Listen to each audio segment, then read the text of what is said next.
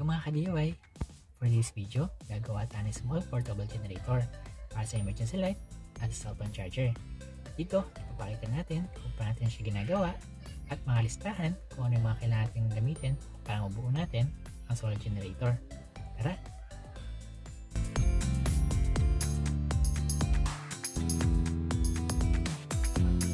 Ito yung mga materials na natin gagamitin sa pagbuo ng solar generator. USB port para sa cellphone charging. Sunod, mga banana jack para sa output at saka input natin. Pagkatapos, female port at switch para sa output natin. At syempre, voltage monitor natin para makita natin yung voltage ng battery. For safety measure, kailangan natin ng fuse. Next, diode, 10 amp, tsaka buck converter para sa charging area natin. Para sa pagbalas ng mga series batteries natin, kailangan natin ng active balancer. Okay, atin muna simulan sa pag-soldering sa ating mga battery holders. Dahil dito natin ikakabit ang mga wires na magsisilbing fuse sa ating battery para sa ating safety measures sa ating kabahayan.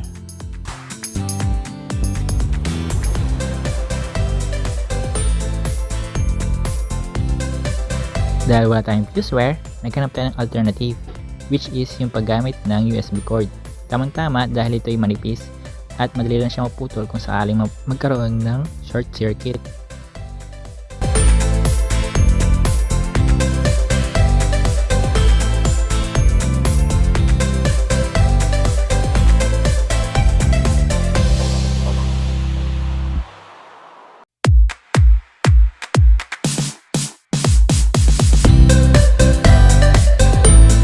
Kailangan lang gawin, balatan at kumuha ng dalawang hibla para gawin nating fuse.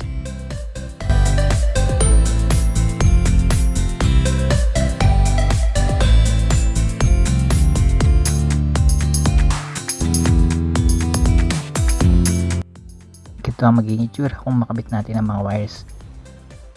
Kita nyo naman kung gaano siya kanipis. Kaya kung sakali magkaroon ng short, agad siya mapuputol.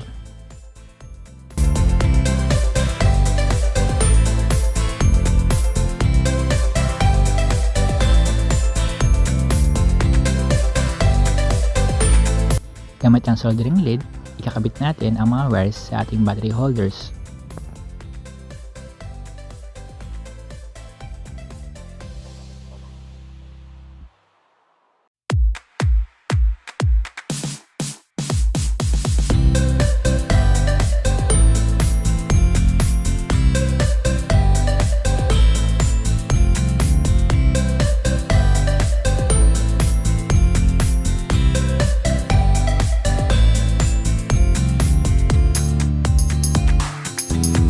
Pagkatapos natin isoldering yung mga wire, pagsama-samahin natin yung mga battery holders in series para makabuo tayo ng 12 volt output.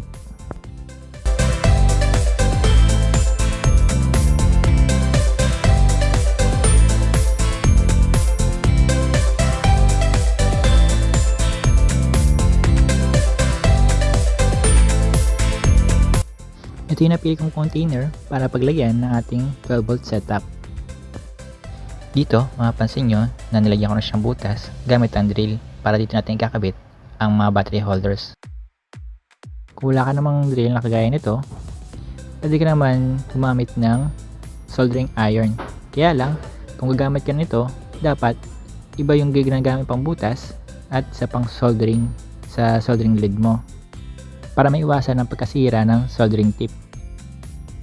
Para makabit natin mga battery holders, gagamit tayo ng cable ties para malak natin ang mga battery holders sa container natin.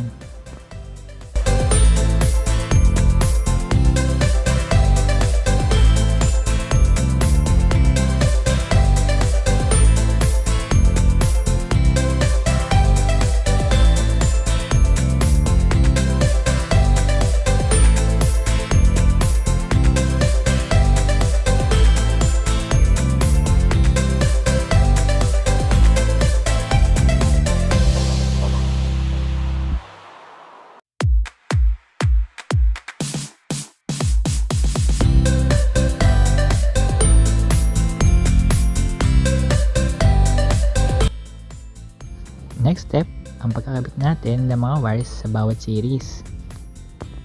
Dito gumamit ako ng 14 gauge para sa ating mga wires. At dito natin kakabit yung mga fuse na kinabit natin sa mga battery holders. Dahil small setup lang ito, hindi natin kailangan ng mga makakapal ng wires kagaya ng 12, 8, or 10. Tama-tama na ang 14. Dahil hindi sobra sa 5 amps ang ating magagamit sa ating power generator.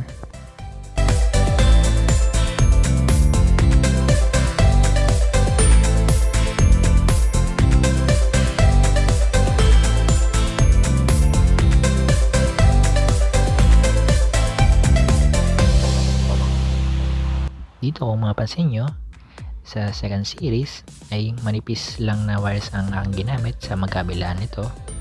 Dahil para sa akin na ito lang yung magiging tulay para sa first at saka sa third series. Dahil ang magkabilaang dulo sa first saka sa third or last ay silang magdadala ng buong voltahe ng buong set ng battery. Dito, isa-isa ko nang kinakabit yung mga fuse sa kinabit nating wires. Matrabaho, pero sulit naman dahil karagdagan siya sa ating safety measures. Dahil sa ganitong setup, alinman sa 18650 ang magloko o uminit, ay agad mapuputol yung wires o yung fuse na kinabit natin dito. Ito yung wires na ilalagay natin sa magkabilang dulo ng first series at third series natin. Gaya na sabi ko na mas makapal yung magkabilang dulo dahil sila ang magdadala ng voltahe na mga galing sa buong batteries. Dito natin kakabit yung mga wires gamit ang cable ties. Gamit ang drill, bubutas tayo para dito, tsaka dito, tsaka dito.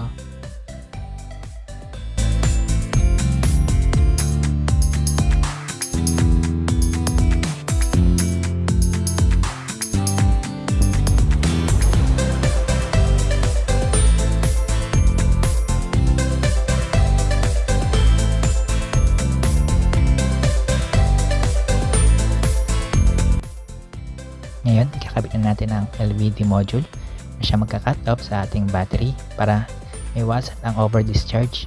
Napansin nyo, dito naglagay na ako ng butas sa ating container para kabitan ng ating LVD gamit ang cable ties para natin mailak siya.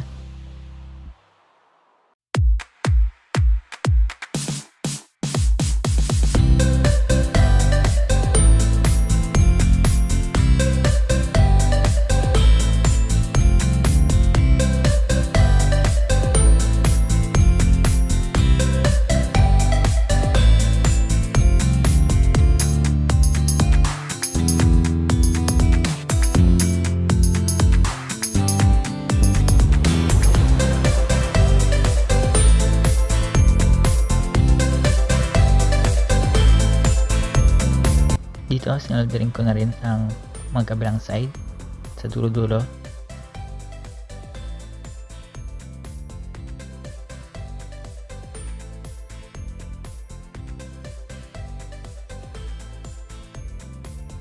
Kinabit ako na rin ng wires ang ating active balancer. Sinolderin ko lang muna para madali natin may kabit ang bawat isa.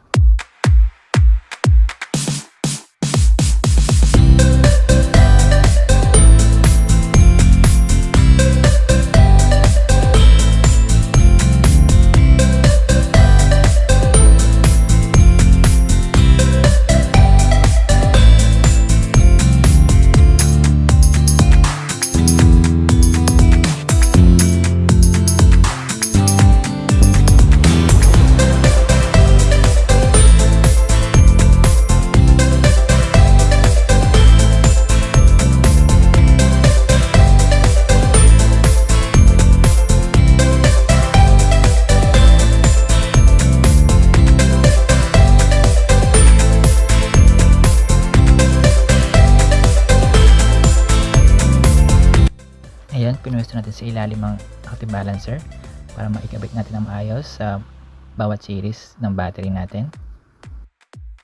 Alamin maigi kung saan sa pwesto ang bawat series natin kasi kung magkamali ka ang active balancer ay agad nasisikiran.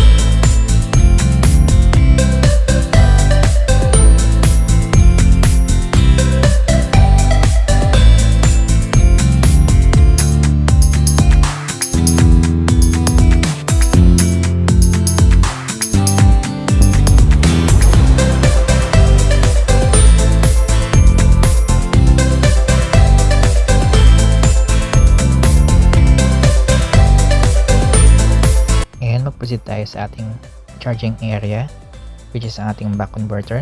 Ngayon, sinusoldering ko muna ang bawat bahagi para madali natin lagyan ng mga wires. Sa paggamit nito, kailangan mo i-adjust ang potentiomer sa tamang voltage ng ating batteries para hindi masira or ma-overcharge ang ating batteries.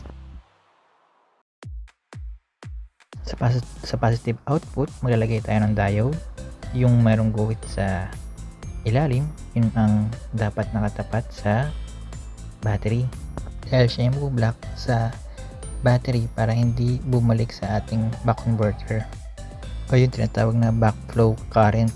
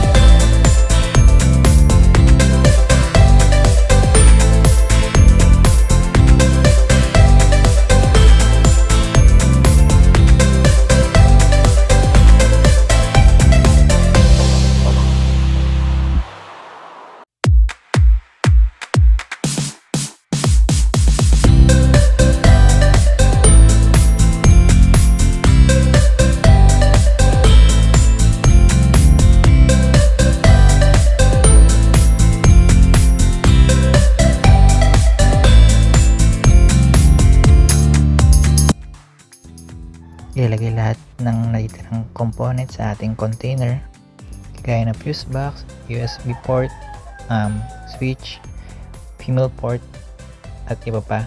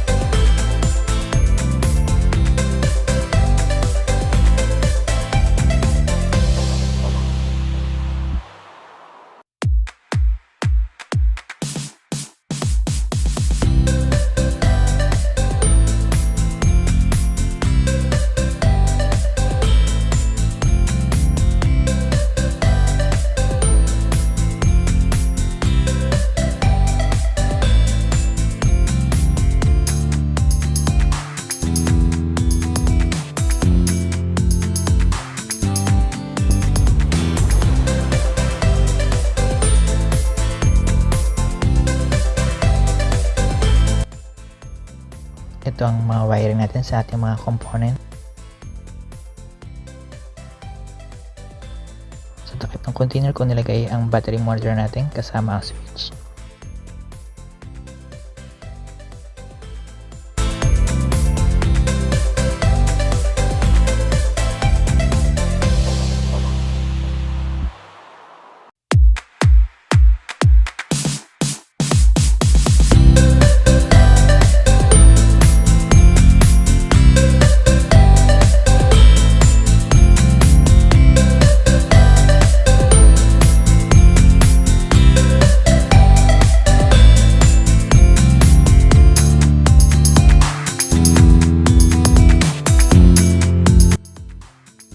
Ginawa ko siya ng detachable para pag tinatanggal natin yung takip, hindi agad mahatak ang mga wires.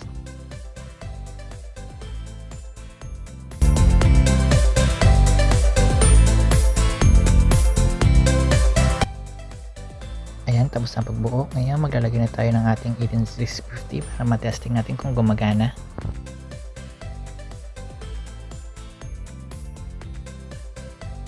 For testing, maglalagay tayo ng isang battery bawat series muna.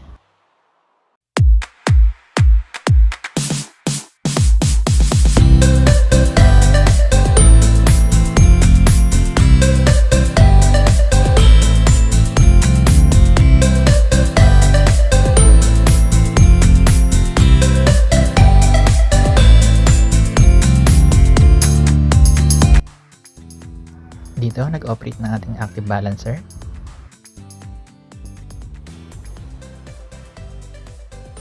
Check muna natin kung ilang mga voltage nila sa bawat series. Napansin nyo, yung isa, hindi kamukha nung voltage ng dalawa. So, yan ang magiging trabaho ng ating active balancer. Pagbalansehin ng bawat series.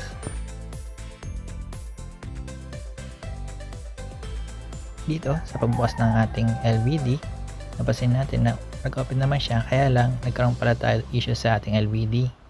Hindi nag-open yung indicator light na kung saan nagsasabi na mayroong power na lumalabas sa output natin. Sa next video, ipapakita ko sa inyo kung paano ito susolusyonan sa ating nabili sa Shopee. Pero sa ating battery monitor, working naman siya, hindi nagkakalayo sa voltage ng ating LVD at sa monitor natin. So sa next video, papakita natin kung paano nga ba susolusyonan yung issue ng nabagong bili nating LVD. Kasabay na rin ang pag-test sa ating solar generator. Mag-like at mag-subscribe para like update sa ating mga video.